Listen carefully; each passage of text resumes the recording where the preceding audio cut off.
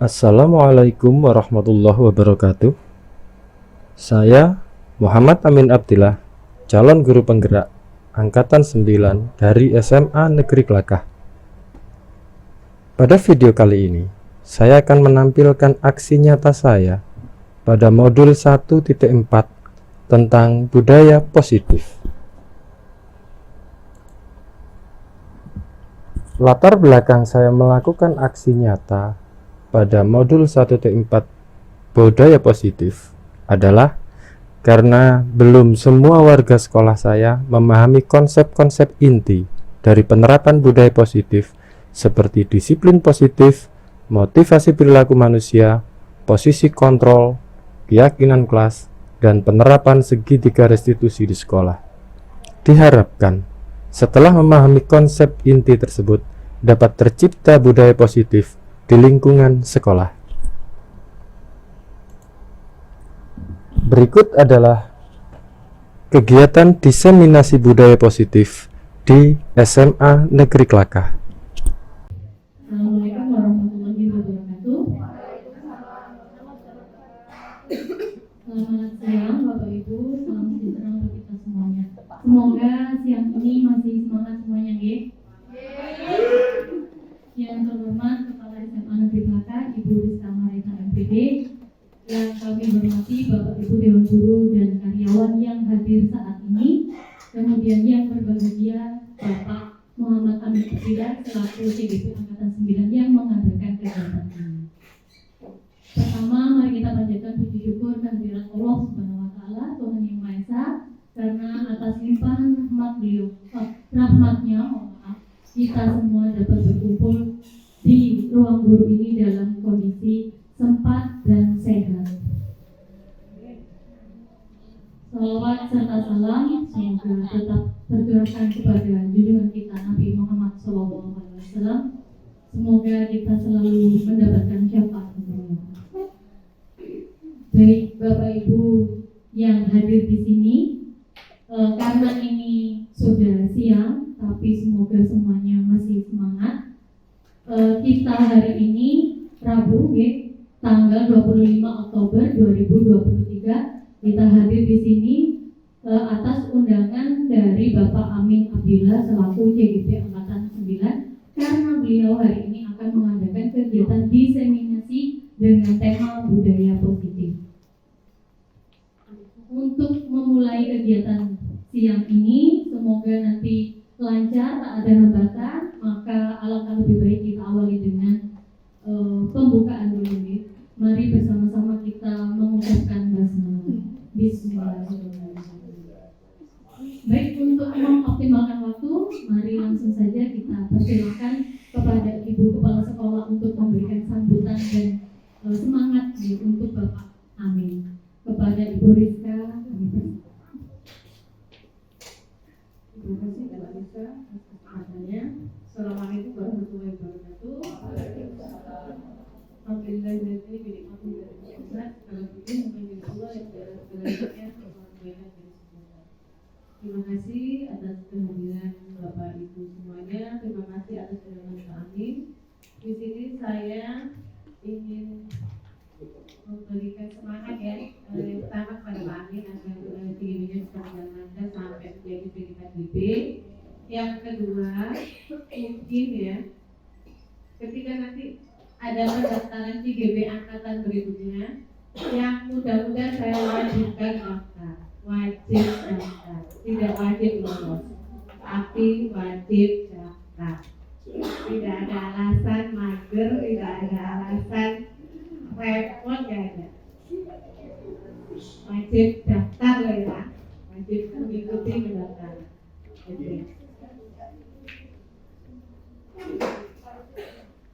Nanti saya minta profilnya ke Pak Boma. Yang usianya 80-an ke atas, saya cek nanti.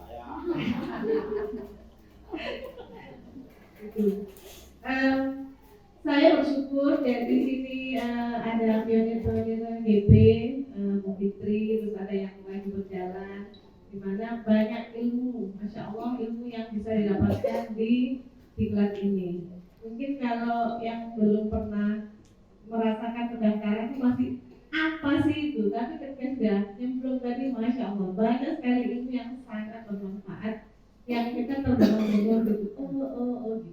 Jadi O-nya itu akan banyak. Nah di sini akan sangat berguna Bapak Ibu nanti ilmu-ilmunya untuk kita aplikasikan, kita terapkan di sekolah, kita terapkan di siswa kita. Insya Allah ketika Bapak Ibu mendaftar diterima, sekolah akan membantu mensupport tugas-tugas. Dalam arti kayak gini, destinasi kita destinasi, nggak perlu 5 hari lebihnya satu untuk mau menghadir, kita akan support. Jadi ini satu privilege buat Pak Amin. Kita undang Bapak Ibu semua, nggak perlu door to door ngajak temennya, ayo ya teman gitu, enggak. Dan sekali kita akan support gimana caranya agar proses diklat itu berjalan lancar. Jadi gitu aja. Jadi kalau bisa sharing ke sekolah lain, ada yang berjuang mati-matian untuk bisa mengumpulin temennya hanya untuk apa? Jadi yang belum daftar jangan keduluan. Insya Allah kami akan jangan keduluan. Itu saja, mohon diserap sebanyak-banyaknya ilmu yang ada di depan nanti akan disampaikan oleh Pak Amin. Ingat, Rasulullah pernah bersabda bahwa ikatlah ilmu dalam tulisan. Jadi kalau dapat ilmu dicatat, ditulis, diterapkan. Biasanya kalau kita cuma dengar aja itu kurang. Gitu. Itu saja dari saya. Terima kasih. Assalamualaikum warahmatullahi wabarakatuh.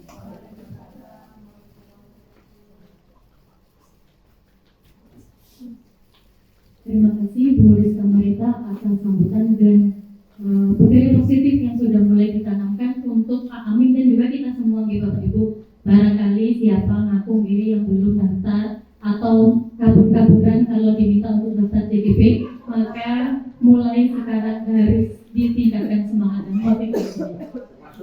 Termasuk yang ngomong, tapi kalau saya dengan Bu Eka masih merah karena belum 5 tahun ya, jadi belum lolos. Nanti kalau misalnya lolos ya Bu Eka daftar nih.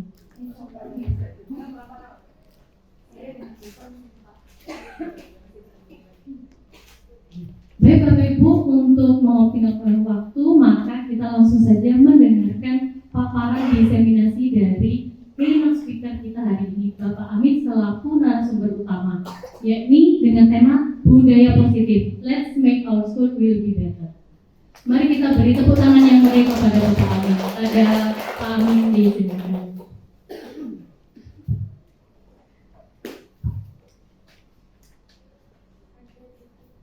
Terima kasih Mbak Tita. Assalamualaikum warahmatullahi wabarakatuh. Selamat siang Bapak Ibu semuanya. Terima kasih saya ucapkan pada siang hari ini jangan bisa berkumpul untuk mengikuti salah satu tugas wajib dari pendidikan guru penggerak, yaitu diseminasi atau pengimbasan. Bapak Ibu perlu diketahui bahwa di pendidikan guru penggerak itu ada 10 modul dan budaya positif hanya modul 1.4. Jadi ini hanya satu modul saja Bapak. Dan saya berusaha mengikuti kegiatan ini karena banyak sekali yang saya dapatkan, mulai dari modul 1.1 tentang filosofi pendidikan menurut Gajah Dewata, modul 2 nilai dan nilai dan peran, kemudian titik 3 visi guru penggerak, dan sekarang adalah budaya positif. Modulnya luar biasa, out of the box, tidak pernah terpikirkan. Bahkan saya merasa di modul nilai dan peran guru penggerak itu saya merasa seperti terlahir kembali, bahwa ternyata selama ini yang saya lakukan itu banyak salahnya. Nanti kita kupas di sini. Nanti kita akan lihat, kita koreksi diri kita. Ternyata kita masih belum sempurna sebagai manusia dan juga sebagai seorang pendidik. Ada banyak hal yang miss dari apa yang perlakuan kita terhadap siswa. Temanya adalah budaya positif. Let's make our school be better. Mari kita jadikan sekolah kita menjadi lebih baik. Jadi sekolah kita sudah baik, tapi mari kita bersama-sama untuk menjadikan sekolah kita menjadi lebih baik. Tujuan kita yang pertama, makna disiplin positif, mengamati penerapan serta kaitan dengan teori kontrol. Salah satunya ada 8 tujuan. Tujuannya sudah lebih di masa kurangi jadi 8. Kemudian menjawab pentingnya memilih menentukan nilai kebajikan sehingga kelak tercipta. Jadi nanti ada nilai kebajikan universal. Jadi yang kita pilih masing-masing, kira-kira apa yang akan kita terapkan kepada siswa kita di kelas. Dan juga di terakhir nanti saya akan memberikan challenge kepada masing-masing wali kelas. Jadi masing-masing wali kelas. Jadi belum ke guru. Kalau guru mau nggak apa-apa, tapi masing-masing wali kelas nanti ada challenge. Kemudian menjelaskan konsep hukuman dan penghargaan dan konsep dengan pendekatan restitusi. Ada hukuman, ada penghargaan, ada konsekuensi dan restitusi. Jadi ini yang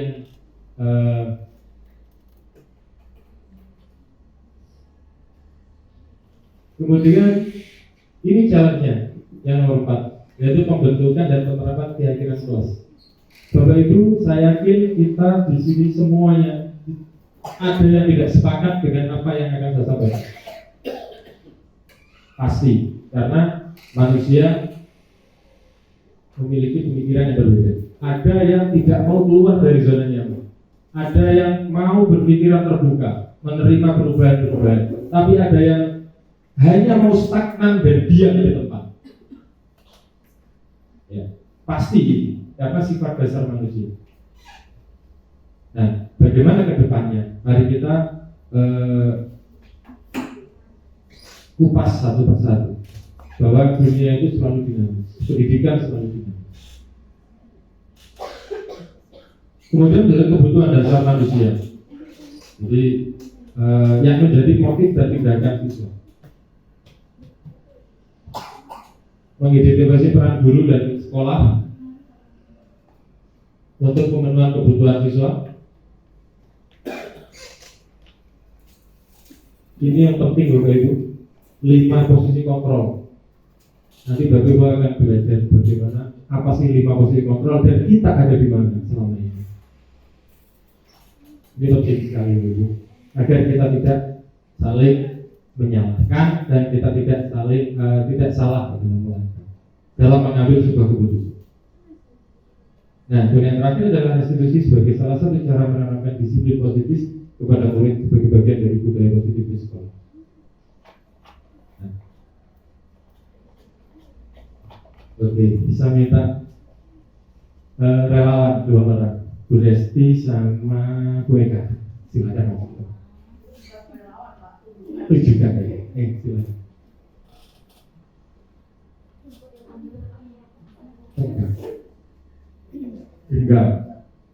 Enggak. Ya. Bu Eka silakan meminta Bu Resti untuk membuka tangannya dan menunjukkan barang yang ada di dalamnya dengan cara apapun, entah itu mengancam, merayu, mendesak dan lain sebagainya. Terserah dengan mau dibuka apa. Silakan.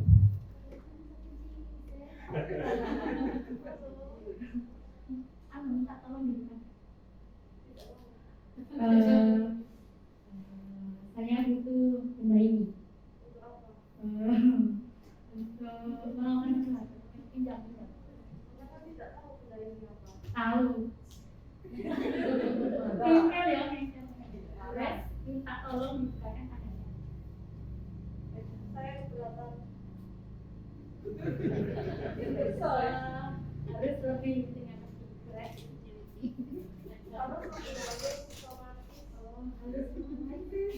Beras yang baik, yang cantik. Saya minta benda yang di tangannya itu dibuka dan dikasih ke saya. Yun. Nah, terima kasih atas Bapak Ibu. Itulah yang disebut sebagai teori kontrol. Intinya, manusia secara sadar bahwa dia tidak bisa dipengaruhi oleh orang lain. Manusia secara naluriah itu tidak bisa dipaksa. Begitu juga siswa. Manusia secara alami itu adalah orang yang mandiri, gak bisa dikontrol oleh siapapun, diancam, dirayu dan lain sebagainya. Begitu juga siswa kita, begitu juga siswa kita. Mereka ada yang namanya 5 kebutuhan dasar, nanti akan dijelaskan di belakang. Nah, dan kita akan kita pelajari hari ini, yaitu tentang posisi kontrol itu. Ini selalu saya tunjukkan, bahkan saat pendampingan 2 kemarin, tentang tujuan pendidikan menurut Geser Dewantara adalah menuntut segala kodrat anak untuk mencapai kebahagiaan yang setinggi-tingginya, ya, baik sebagai manusia maupun anggota masyarakat.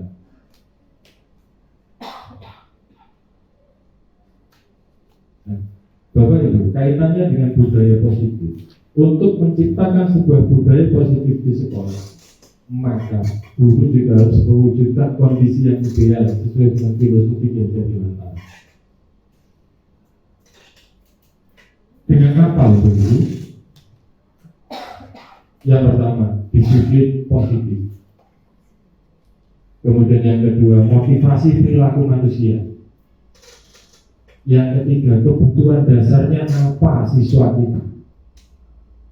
Kemudian ada posisi kontrol di mana kita. Yang ketiga, pembentukan keyakinan kelas. Dan yang keempat adalah yang keenam adalah segitiga restitusi. 6 inilah Bapak Ibu yang kita pelajari hari ini. Panjang sekali materinya, sudah, tapi akan saya ringkas. Mohon maaf nanti kalau misal dengan butuh materi lengkapnya, bisa ya ada lengkap, nanti akan saya share ke masing-masing guru untuk memahami tentang budaya positif yang ada di sekolah. Yang pertama adalah disiplin positif. Disiplin itu apa? Sudah bisa bilang disiplin kira-kira apa? Mengikuti aturan. Kemudian ada lagi, disiplin mengikuti aturan. Taat. Apa lagi? Tepat waktu, disiplin. Banyak ya. Indikatornya banyak.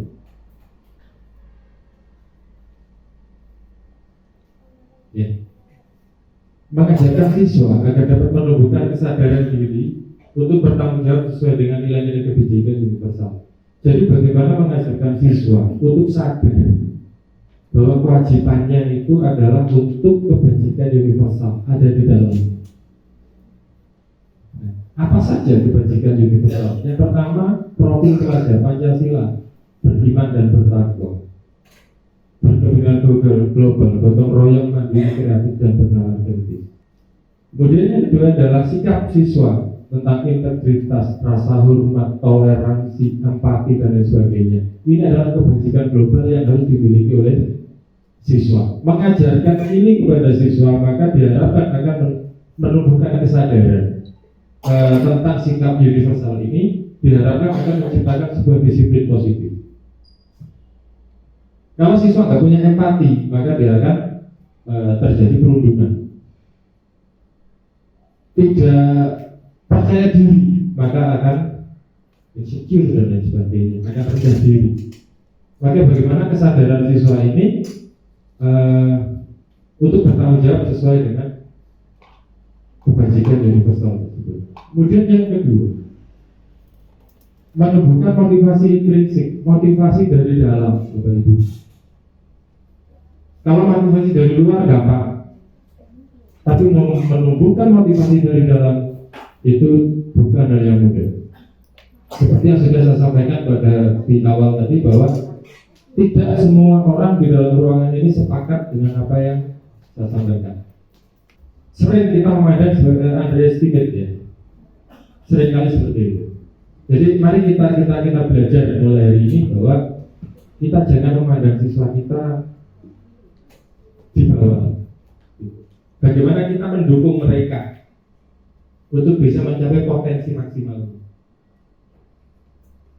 Selalu yang sering terucap adalah belakang, gitu. Padahal mereka punya potensi yang baik. Kemudian disiplin sebagai kontrol diri oleh siswa dalam melakukan segala tindakan yang mengacu pada nilai-nilai yang dihargai. Jadi yang diharapkan dari motivasi intrinsik ini Bapak Ibu, mereka tidak perlu diberi hukuman, tidak perlu diberi konsekuensi, tidak perlu diberi penghargaan. Mereka sudah bisa melakukan apa yang menjadi kewajiban. Sulit, ya. Cepat, tidak. Semua butuh proses. Dan menumbuhkan disiplin positif tidak seperti membalik telapak tangan. Dalam satu kelas 30 orang bisa menggugah disiplin positif, 2-3 orang anak itu sudah bagus. Ngawali. Tapi kalau kita underestimate dulu terhadap siswa, maka kita nggak akan pernah melangkah gitu. Maka kita akan hanya jalan di tempat dan tetap berada di zona nyaman. Ngajar itu yang menuai. Ya, seperti itu.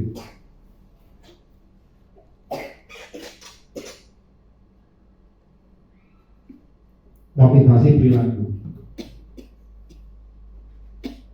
Bapak Ibu bisa menjawab ini kira-kira dari Bapak Ibu dari 3 pernyataan ini yang mana?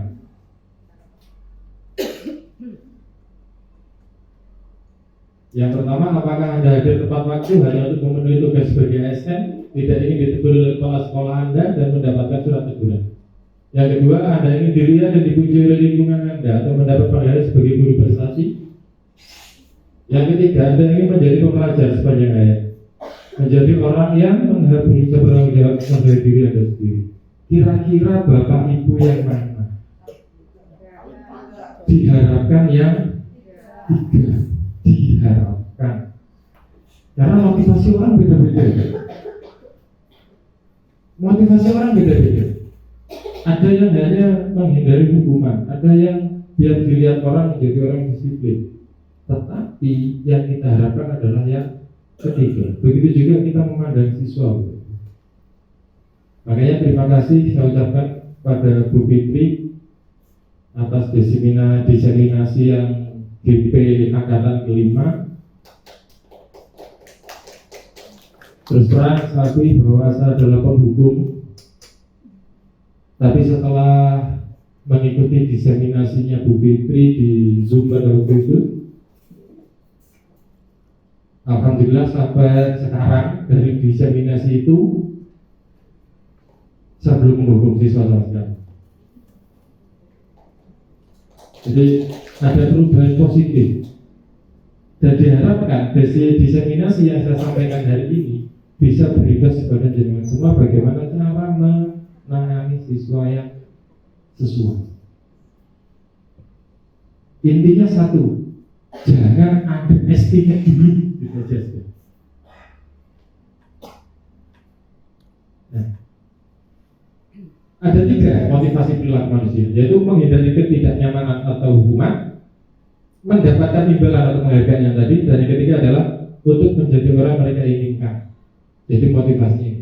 Nah, kalau masih yang 2 itu Bapak Ibu, kalau siswa itu masih datang ke sekolah tepat waktu karena menghindari hukuman dan mendapatkan imbalan, maka motivasi tersebut adalah motivasi eksternal. Ini yang kita hindari. Diusahakan untuk dihindari. Kalau terlambat, jalan jongkok itu dulu. Sekarang sudah tidak ada. Kalau terlambat ini dan sebagainya. Ya. Akhirnya mereka akan berusaha tidak terlambat karena menghindari hukuman, bukan karena motivasi diri, menghargai dirinya sendiri agar tepat waktu. Tujuan kita ke sana.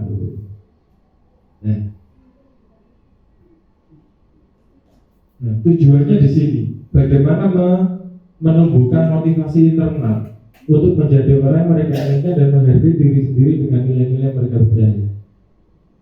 Sekali lagi, apakah itu sulit?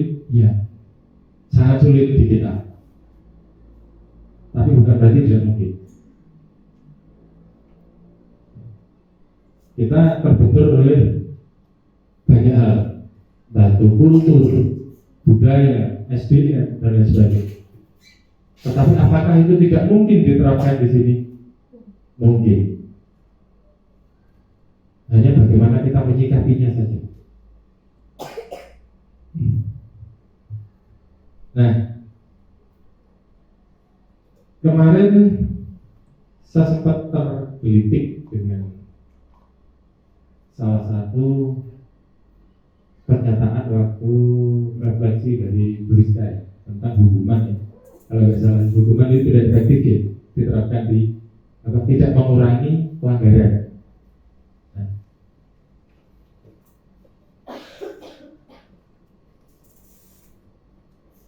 pasti sudah tahu hukuman, cara untuk melakukan pengaraan agar tingkah laku bisa sesuai dengan perilaku secara umum. Kalau nggak mau telat, ya jangan. Kalau nggak mau dihukum, jangan terlambat. Berarti ada ancaman di situ.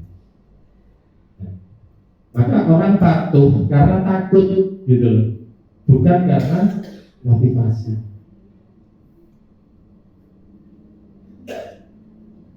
Nah, ini Bapak Ibu yang kemarin sempat mengejutkan saya. Terus terang, bagaimana pemberian penghargaan itu menjadi sebuah hukuman. Bapak Ibu pernah memberikan penghargaan kepada siswa kan? Dalam bentuk barang atau apa gitu? Pernah? Pernah ya? Mungkin kasih stiker gitu ya. Mungkin kasih apa gitu ya.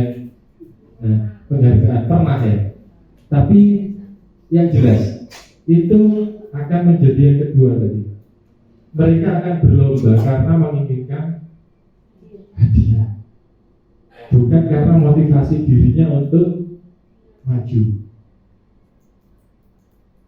Apakah bagus? Iya, tapi dalam jangka pendek. Coba kalau jaringan nggak ngasih hadiah lagi, gimana? Pasti motivasinya akan dulu. Merusak hubungan antar siswa, yang satu dikasih, yang satu tidak dikasih. Kemudian menurunkan kualitas, mematikan kreativitas, menghukum, dan ini masih termasuk sebagai motivasi eksternal.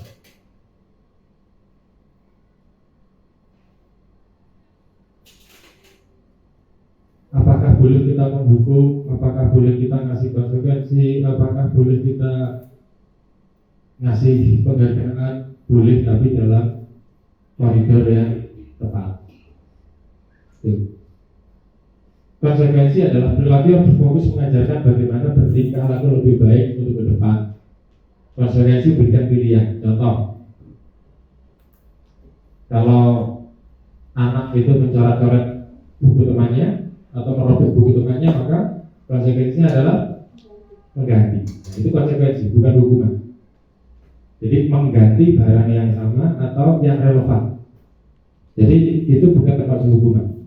Kalau yang hukuman adalah yang tidak relevan sama sekali. Nanti jaringan akan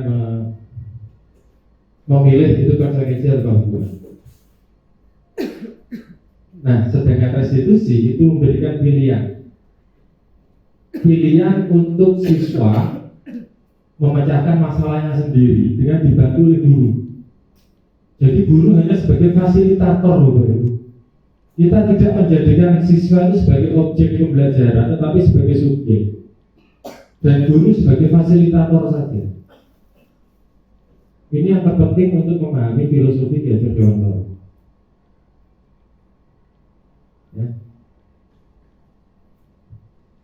Restitusi bukan untuk menebus kesalahan, tapi bagaimana belajar dari kesalahan tersebut.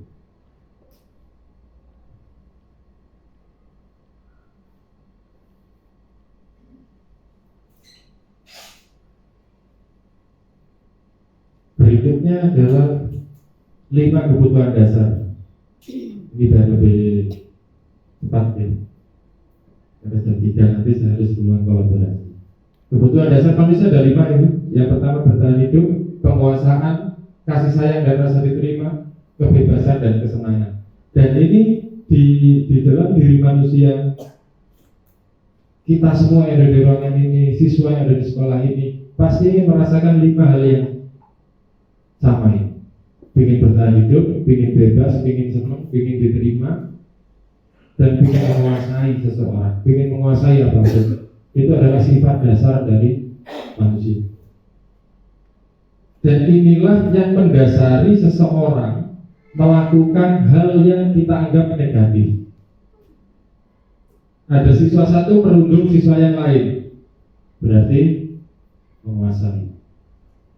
Ada siswa satu yang senang melompati pagar, dia butuh kebebasan. Ada siswa yang melo, sebenarnya dia ingin dikasih sayang, dirasa diterima. Dan itu semuanya ada di sini, Bapak Ibu.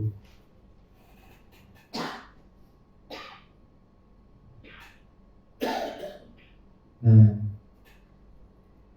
ini kira-kira kita dari mana ya? Posisi kontrol. Penghukum, saya pernah. Pembuat rasa bersalah, iya. Teman, iya. Pemantau, iya juga. Manajer, masih berusaha. Ya.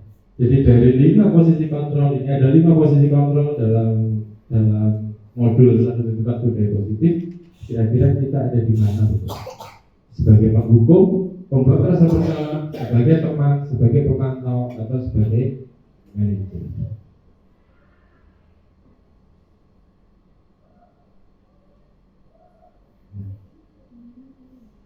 Seorang penghukum bisa menggunakan hukuman fisik maupun verbal. Suruh push up, suruh lari, kemudian dengan kata-kata kasar, kata-kata yang mengandung ejekan dan sebagainya. Seringkali kita melakukan itu tapi secara tidak sadar. Padahal sebenarnya hal itu juga mencederai dari perasaan siswa.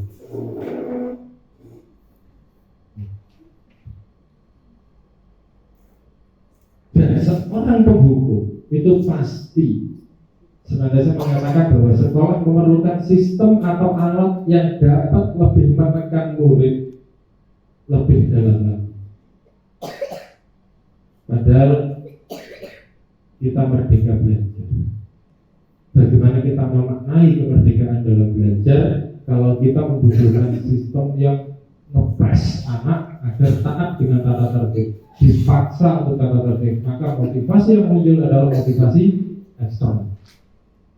Tepat waktu, disiplin karena takut akan hukuman dan tata tertib. Nah, yang kedua adalah pembuat rasa bersalah, dan ini biasanya agak melas gitu ya. Ngomongnya agak melas gitu. Terus kamu mengecewakan ibu, kamu mengecewakan saya gitu ya. Seringkali kita seperti itu. Ya, akhirnya di anak merasa bersalah. Ya. Kita merasa seperti itu, iya, saya juga ada di situ. Harus kita akui, iya. Kadang kita memang seperti itu. Untuk mengambil hati anak, kadang kita juga merasa seperti itu. Membunuh, membuat rasa bersalah. Yang jelas akan menjadikan siswa itu jadi gak nyaman, rendah diri, kemudian dan sebagainya. Nah, sebagai teman, Ini kita juga sering seperti itu. Apalagi yang sering ketemu di lapangan ya. Saya dengan Bu Lisa di lapangan itu dengan ngobrol dengan anak itu mungkin hampir gak ada jarak gitu loh. Bisa ngobrol apa aja gitu. Nah, sisi negatifnya apa? Kalau guru sebagai teman, maka kalau si anak ini dapat masalah, pasti mengandalkan gurunya itu untuk menyelesaikan masalah. Seringkali terjadi seperti itu. Itu sisi negatifnya. Kalau sisi positifnya kita bisa mendorong anak lebih baik. Tapi ada juga sisi negatif. Sebagai pemantau, nah ini biasanya yang acuh-acuh. Ya, peraturannya apa? Ya, saya juga seperti itu. Sekarang peraturannya apa? Kamu pakai apa sekarang? Sekarang hari apa? Ya, seringkali terjadi seperti itu. Nah,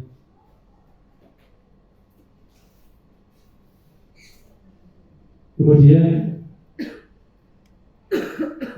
manajer adalah posisi di mana guru berbuat sesuatu bersama dengan murid, mempersilahkan murid bertanggung jawab dengan perilakunya, mendukung murid untuk menemukan solusi, dan inilah posisi kita yang harus kita lakukan sebagai manajer. Mendorong siswa, memfasilitasi siswa akan sangat memudahkan guru menjadi seorang manajer apabila dia sudah bisa menjadi teman atau menjadi pemantau. Tapi kalau sebagai penghukum sulit untuk menjadi manajer karena ya yang sering saya lihat di anak-anak juga mereka takut karena ada penghukum. Mereka memasukkan baju karena ada penghukum, bukan karena kesadaran diri bahwa seragamnya bajunya harus dimasukkan. Tapi kalau ketemu dengan guru yang bukan penghukum, santai-santai saja, ya kan? Ya. Berarti yang ditakuti adalah penghukum.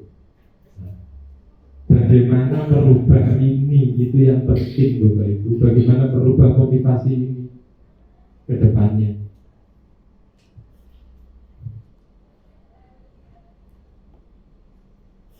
Nah,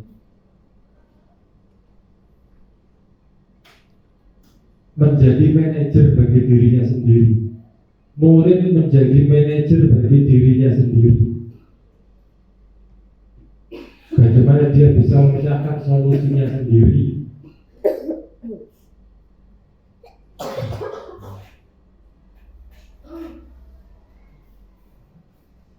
Oke. Ada 12 pertanyaan dulu. Kira-kira nomor 1, 2, 3, dan 4 itu masuk kategori yang mana? Hukuman atau konsekuensi? Jawabannya 2, hukuman atau konsekuensi. Nomor 1, lari mengelilingi lapangan basket 2 kali karena terlambat hadir di sekolah, hukuman. 2, konsekuensi. 3, hukuman. 4, konsekuensi. Ya, hukuman, konsekuensi, hukuman, konsekuensi. Ya. Next. Berjemur di lapangan basket pukul 12 siang karena ngobrol dengan teman, hukuman. Murid diminta telanjang kaki sepanjang hari karena tidak menggunakan sepatu warna hitam, hukuman. Kalian ini sama ini. Ya itu saya di situ. Tapi pelan-pelan mulai berubah. Berdiri di depan kelas sambil mengangkat satu kaki, karena dia bisa hukum. Membersihkan tukannya di meja terus karena kesenggol belajar. Oke. Ya.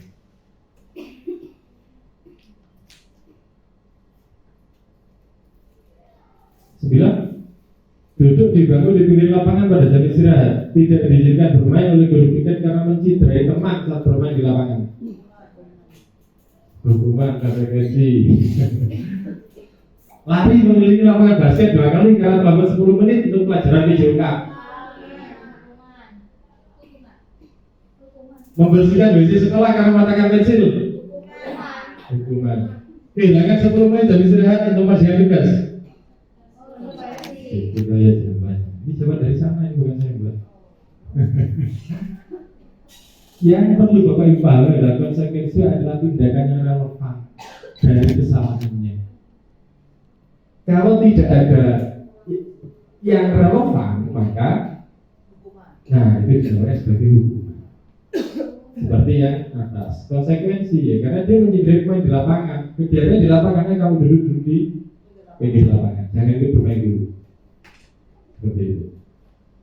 Kemudian di nomor 2, konsekuensi karena apa di pelajaran PJOK juga ada lari gitu loh, relate gitu ya, relevan. Tapi kalau yang tidak relevan, matakan pensil kawannya suruh.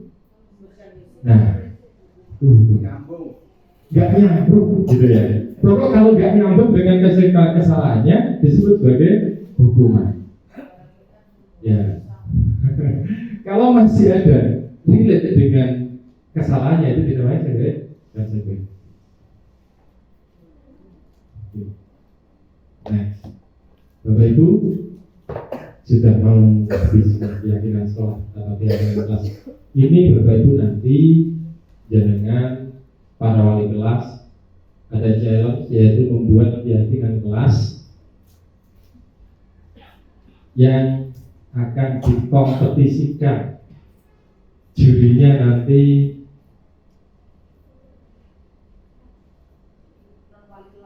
non wali kelas. Non wali kelas siapa? DP yang non wali kelas nggak ada. Bu DP wali kelas ya. Ya, nanti ya non wali kelas nanti akan menilai tentang pembentukan keyakinan kelas, modelnya bagaimana, menarik apa enggak, kemudian apa saja yang perlu ditulis di situ, dan kemudian ada kesepakatan yang seperti apa. Berhadiah. Ya, memang seperti yang saya sampaikan tadi, pemberian penghargaan memang efektif, tapi dalam jangka pendek. Tapi mungkin itu perlu sebagai sebuah pemicu, Bapak Ibu, sebagai trigger, sebagai pemicu, sebagai penyemangat, gitu loh. Bukan untuk jangka panjang. Kalau jangka panjang ya munculkan itu dari dalam diri Bapak Ibu semuanya, gitu. Ya. Kenapa penting? Guru berperan dalam mewujudkan keyakinan kelas dengan kolaborasi untuk mencapai kesepakatan antara guru dan murid. Jadi keyakinan kelas bukan dibuat oleh jenengan. Keyakinan kelas tidak dibuat oleh guru. Ini dipatuhi, tidak. Tapi kesepakatan antara guru dengan murid. Ada diskusi di situ. Kira-kira yang kalian butuhkan apa agar kelas ini menjadi baik. Nah, kalau sudah ada situ, maka akan kesepakatan dengan kelas diterapkan dengan baik. Kemudian keyakinan dibuat dengan pernyataan positif, tidak ada pernyataan negatif. Contohnya, jangan terlambat. Itu negatif atau positif? Negatif. Harusnya datang tepat waktu. Jadi seperti itu pembuatannya. Ya. Jadi bagaimana merubah peraturan-peraturan tidak boleh terlambat, maka diganti menjadi datang tepat waktu. Tidak boleh bertengkar.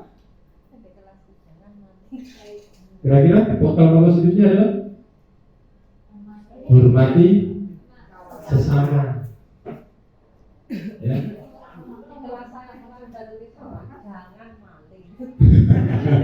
Oke, jangan maling. Berarti kira-kira positifnya apa?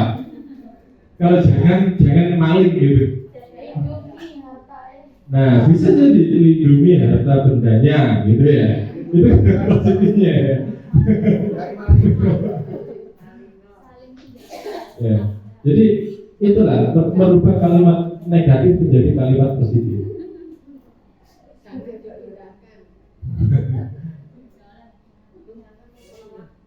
Jangan dipindahkan. Kira-kira positifnya apa? Kembalikan pada tempatnya. Seperti itu. Ya. Jadi ini kalimat-kalimat positif yang digali dari guru dan siswa, kolaborasi itu. Nah, keyakinan kelas bersifat abstrak daripada peraturan yang lebih rinci dan konkret. Jadi gini, kita punya peraturan Bapak Ibu ya. Peraturan sekolah kan pasti ada, tata tertib sekolah. Nah, sedangkan keyakinan kelas itu lebih abstrak gitu loh. Lebih dalam gitu loh. Gitu. Iya, lebih memanusiakan siswa gitu loh. Kata-katanya itu lebih memanusiakan siswa. Itu keyakinan kelas seperti itu. Kemudian berupa pernyataan-pernyataan universal, kemudian pembentukan sering dibuat dalam bentuk positif seperti yang sudah saya sampaikan tadi. Tidak terlalu banyak dan mudah diingat. Wah, ini kayak orang mau lali tapi muridnya. Ya. Sebaiknya sesuatu yang dapat diterapkan di luar tersebut ya, yang bisa dilakukan oleh siswa jenengan gitu loh. Ya nggak bisa ya jangan, udah biarin nggak usah gitu. Ya. Semua warga hendaknya ikut berkontribusi dan yang terakhir berusaha menjaga kembali keyakinan dan situasi. Tahapannya lihat daftar kebajikan yang disusun bersama seperti yang di depan tadi, kebajikan universal, empati, menghormat, menghargai, moralitas terus itu dilihat kira-kira apa yang bisa diimplementasikan di kelas Bapak Ibu. Ambil 2, 3, 4, 5 gak usah banyak-banyak, yang penting bisa jalan. Daripada itu banyak tapi kalau nggak bisa diimplementasikan ya percuma nanti. Kemudian tentukan nilai-nilai pada ada utama ya, ada skala prioritas. Ya. Kemudian sempurnakan beberapa daftar nilai kebajikan utama dan bahas kelompok di kelompok Anda. Kemudian buat poster atau muat di media sosial tentang keyakinan kelas. Poster banyak Bapak Ibu, seperti contoh ada kayak amplop-amplopan gitu, saling menghargai gitu ya. Setelah dibuka atau dikerek gitu akan muncul daftar kebajikannya gitu. Buat yang kreatif Bapak Ibu, ya buat yang kreatif. Nanti yang juara dapat reward dari kepala sekolah.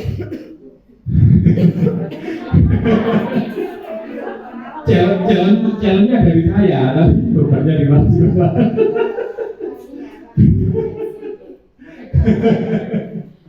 Ya. Nah. Kemudian prosedurnya, yang pertama, mempersilahkan murid di kelas untuk bercurah pendapat. Tampung pendapat dari siswa jenengan. Apa yang bisa kira-kira dipakai untuk poin-poin keyakinan kelas. Yang kedua, mencatat semua masukan. Gantilah kalimat bentuk negatif menjadi positif. Buati dari negatif seperti yang tadi. Menjadi kalimat negatif jangan terlambat menjadi akhir tepat waktu. Tinjau ulang setelah diselesai. Tinjau ulang kira-kira mana yang kurang cocok. Nah, setelah selesai dibuat, kesepakatan untuk tanda tangani antara siswa dengan guru. Bolehkah tanda tangan? Rakadana tanda tangan. Rohmanto tanda tangan. Muridnya ya. Diki Fauziatan semuanya. Ya.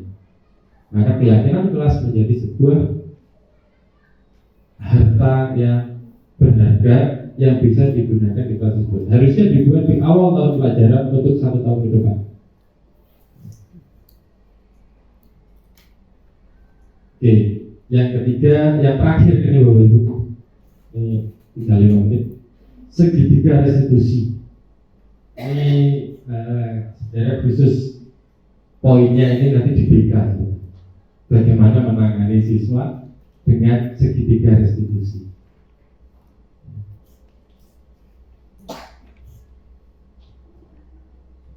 Yaitu proses menciptakan kondisi bagi para didik untuk memperbaiki kesalahan mereka sehingga mereka bisa kembali pada kelompok mereka dengan karakter yang berubah. Jadi saat ada siswa itu mengalami salah seperti tadi ya, yang di belakang tadi, kasus tadi itu, ya. Nah, bagaimana kita meminta mereka untuk sadar dengan kesalahannya dan kemudian dengan sadar diri merubah. Gitu loh. Apakah sulit? Iya memang. Gitu. Pasti sulit. Gitu. Gak bisa orang-orang langsung sisuk dari api. Gitu. Gak bisa. Gitu. Tapi bagaimana terus-terusan kita meracuni mereka dengan pikiran-pikiran positif. Tapi kalau kita underestimate dulu, ya ada yang diracuni ada yang kenapa? Ada yang eksak. Ngomong aja gak nyambung gitu kan. Ya, ditanya A, jawabnya B kalau dia. Ya, kita juga kesulitan kalau seperti itu.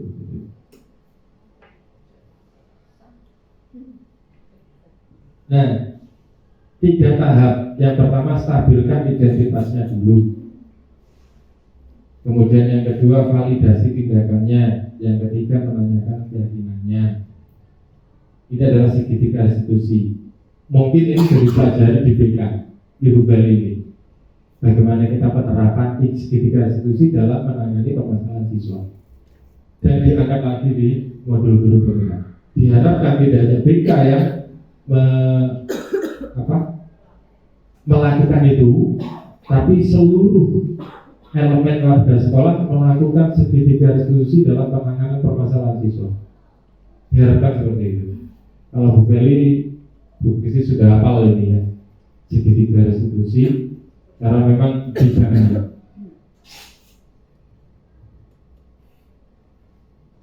Nah, menstabilkan identitas. Jika anak berbuat salah, maka ada kebutuhan dasar tadi tentang kebebasan, kesenangan, penguasaan yang tidak terpenuhi. Seperti yang di belakang tadi, yang saya kejar sampai atas, itu karena ada kebebasan yang tidak terpenuhi. Kalau di sini dia merasa terkekang, akhirnya saya harus nyari ke ke gunung-gunung di belakang, ya. Nggak nemu, ternyata anaknya turun lagi ke bawah. Saya harus lompat pagar tadi di belakang. Ya lumayan ini bekasnya. Ada kenang-kenangan dari anak-anak ini. Ternyata lebih pintar anak-anak ya, karena nggak ada luka ya. Ternyata di pagar yang ini ada banyak ini kaca. Itu ternyata luka kena kaca dia. Ya. Jadi menstabilkan identitas. Bagaimana ya semua orang bisa berbuat salah, begitu juga saya. Begitu. Stabilkan dulu identitasnya. Sebelum kita masuk ke inti ya permasalahan. Kemudian validasi tindakan yang salah. Kira-kira apa yang kamu lakukan itu salah nggak? Salah Pak. Terus gimana? Nggak tahu. Nah, sering kali kita mendapatkan hal yang seperti itu karena mereka ngerti salah tapi nggak tahu untuk langkah ke depannya gitu. Ya kita harus selalu mendorong mereka untuk bisa memahami kesalahannya dan mau tanggung jawab. Istilahnya kita sebagai guru, pendidik atau dalang, ya, dalang nggak kurangnya lakon kan gitu ya. Pasti ada aja yang disampaikan. Gitu. Yang jelas, setiap manusia berbuat baik atau salah pasti ada alasan. Seperti si siapa tadi? Itu ya, itu. Kenapa di belakang? Sampai apa? Minum mabuknya. Ternyata dia ada masalah dengan temannya, dia cerita dengan bahasa Madura yang saya nggak ngerti sama sekali.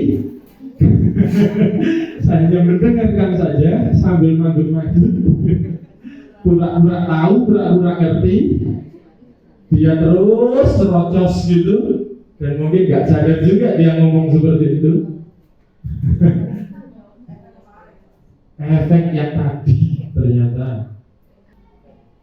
Dan berikutnya adalah menanyakan keyakinan. Lah ini setelah keyakinan kelas dibuat, maka kita bisa tanyakan kepada siswanya, kira-kira keyakinan kelas apa yang kamu langgar?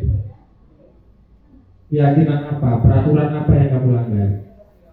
Terus bagaimana kamu memperbaikinya? Seperti itu.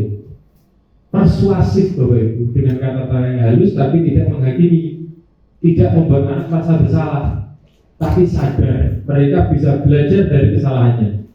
Itu yang diinginkan dari segitiga restitusi. Saat saya salah, saya harus belajar bagaimana saya memperbaikinya. Seperti itu.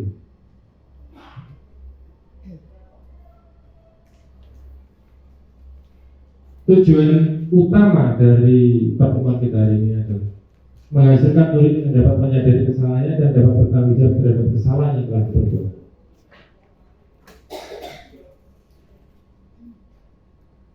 Alhamdulillah.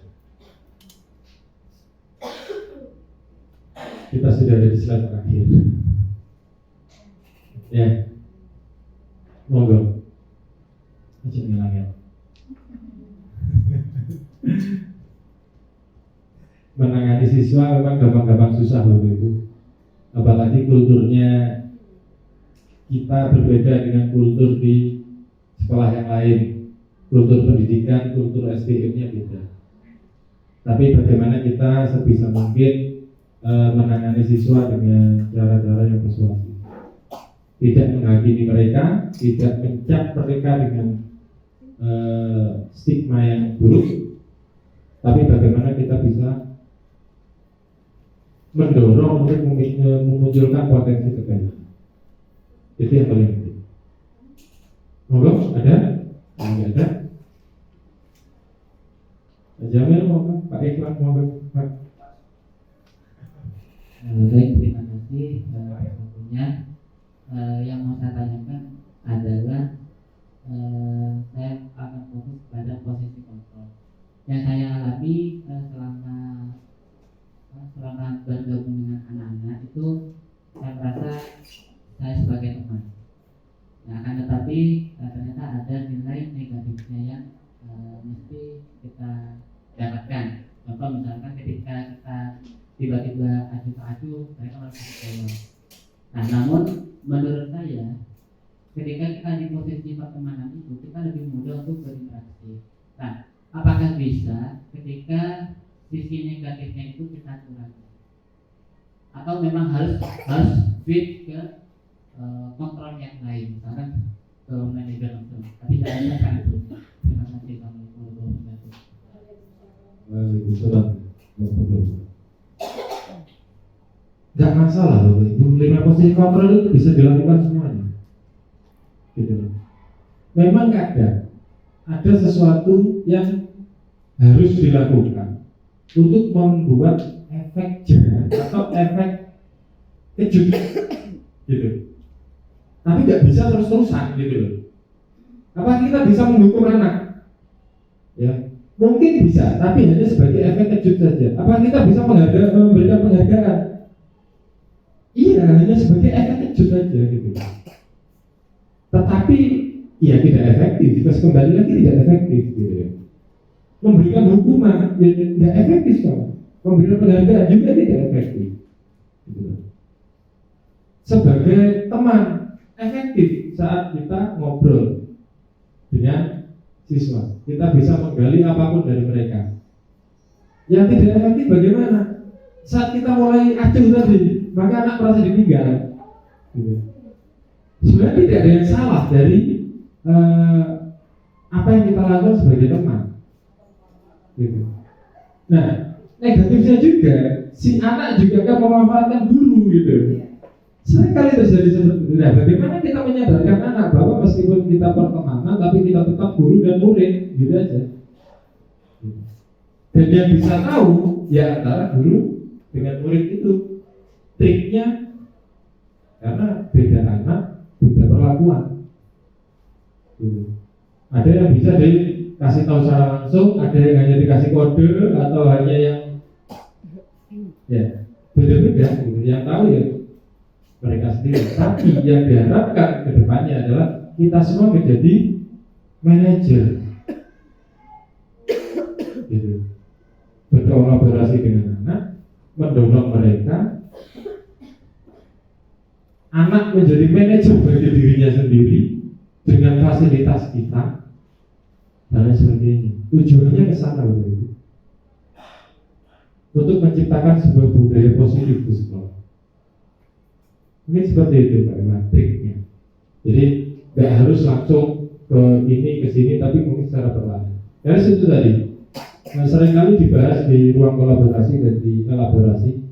Kita nggak perlu berharap satu kelas itu bisa positif semua. Dari 30, 2-3 sudah positif. Anggap aja kita sudah berhasil. Gitu.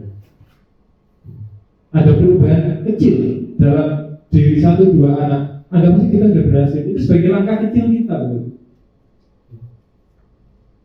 Ya, seperti yang saya sampaikan di depan tadi, banyak juga yang tidak akan sepakat, gitu ya. Malah belajar gini ya, pulang ganti-ganti, gitu ya. Ya, kalau kita nggak menerima perubahan, ya kita hanya jalan di tempat, kita hanya ada di zona nyaman kita, gitu. Gak ada progres apapun di siswa. Sebagai contoh, mungkin seperti Bu Risa kemarin saat presentasi ya, apa jaga tugas apa itu? Kasih semuanya, yang selesai baru satu kelompok gitu. Ya. Gak masalah gitu loh. Yang lain apa berarti? Kelompok lain butuh dorongan lebih tinggi. Gitu. Bagaimana kita bisa mendorong mereka? Bagaimana kita bisa mempush mereka untuk bisa lebih baik mengejar teman yang lain? Gitu. Jadi seperti itu. 1-2 bagus atau nggak ada sama sekali, ya tetap kita jangan berhenti gitu. Ya, kita jangan berhenti di satu titik itu. Itu Bapak Ibu yang perlu saya sampaikan di diseminasi budaya positif pada siang hari ini. Atas perhatiannya saya sampaikan terima kasih dan selalu diberikan guru penggerak ya, salam guru penggerak, tergerak, bergerak dan menggerakkan. Assalamualaikum warahmatullahi wabarakatuh.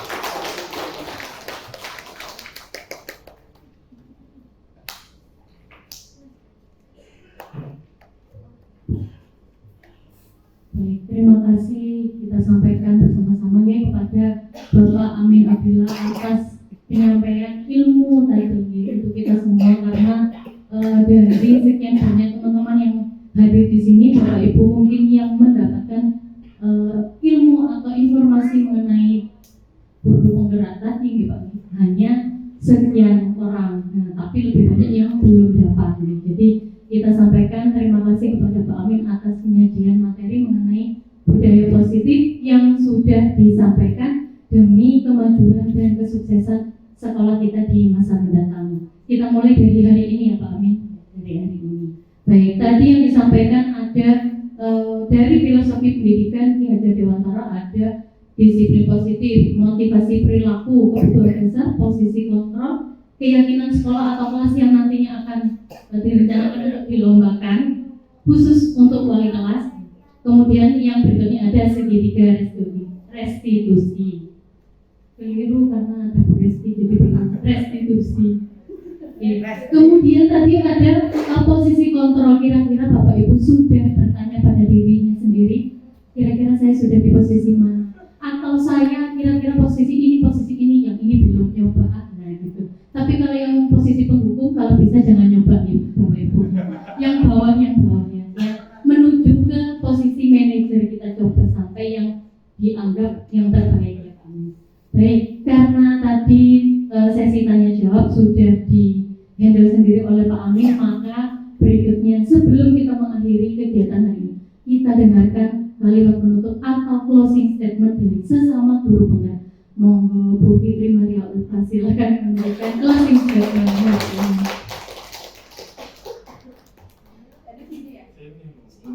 Silakan di sini Bu Fitri supaya kelihatan.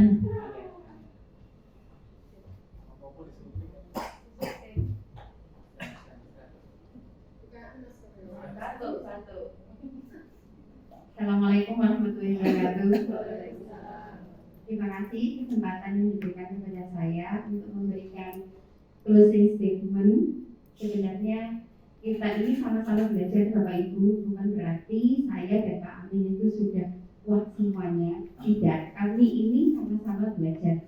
Guru penggerak itu bukan guru yang istimewa, tapi guru penggerak ini adalah guru yang sedang sama-sama belajar. Jadi kami sama dengan Bapak Ibu guru semua.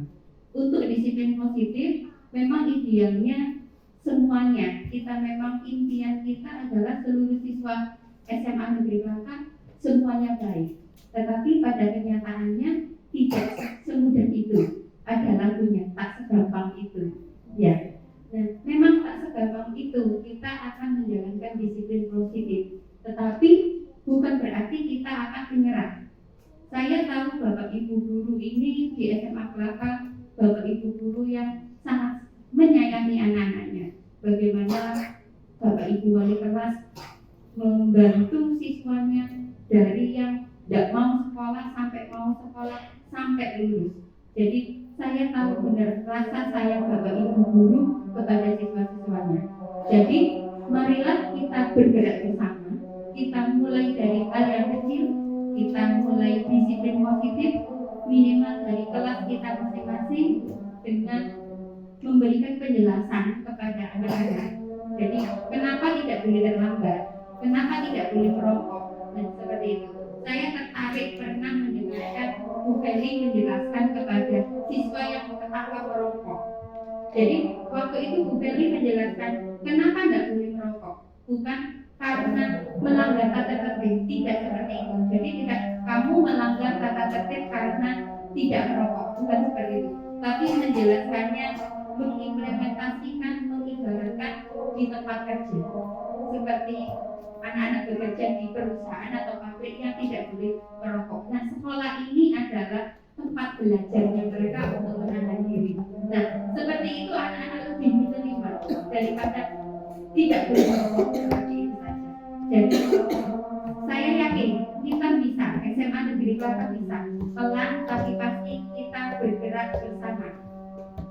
Mari kita sama-sama sebagai guru bergerak, dan saling menggerakkan. Demikian statement dari saya. Terima kasih.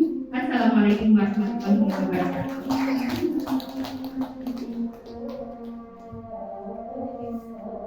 Baik, terima kasih disampaikan pada Bu Fitri atas closing statement yang disampaikan tadi. Jangan lupa Bapak Ibu, atas budaya positif yang ditularkan oleh Pak Amin hari ini, kita bisa mengambilnya sebagai salah satu langkah atau pijakan utama untuk menjadikan diri kita positif dan mengajak anak-anak untuk ikut bergerak positif. Maka jangan lupa kita harus ikut bergerak dan menggerakkan.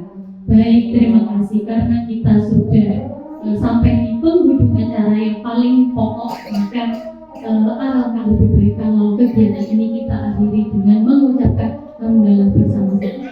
Alhamdulillahirabbil alamin. Demikian, terima kasih disampaikan kepada Bapak Ibu atas kehadirannya. Ibu Rizka juga terima kasih atas sambutan dan motivasi tadi di awal. Terima kasih Pak Amin atas ilmu yang disampaikan. Semoga kita di kemudian hari nanti bisa bersama-sama mengikuti jejak Pak Amin, Bu Fitri dan teman-teman yang lain. Terima kasih. Saya sebagai moderator mohon maaf apabila ada salah kata. Assalamualaikum warahmatullahi wabarakatuh.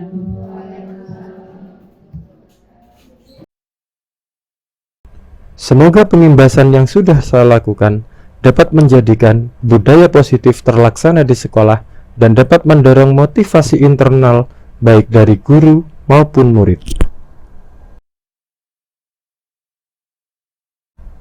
Demikian video kali ini. Semoga menginspirasi bagi kita semua.